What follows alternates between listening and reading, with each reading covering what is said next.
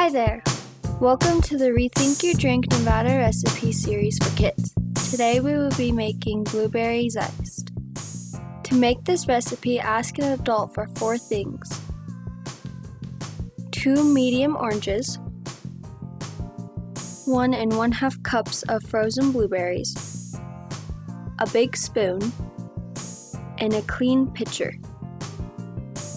Before you start, wash your hands with soap and water. Rinse the oranges under water to clean them off. Next, peel the oranges and pull apart the pieces. Break each piece in half. Take out any seeds. Add the blueberries and orange pieces into the pitcher.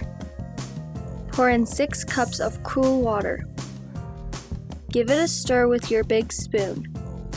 Cover the pitcher with a lid or plastic wrap. Then, put it in the fridge for at least 2 hours. Get it super cold because that makes it tasty. Take the pitcher out of the fridge. Remove the fruit from the pitcher. Pour it into your glass. You're gonna love it. For a copy of this recipe and more ideas, visit rethinkyourdrinknevada.com.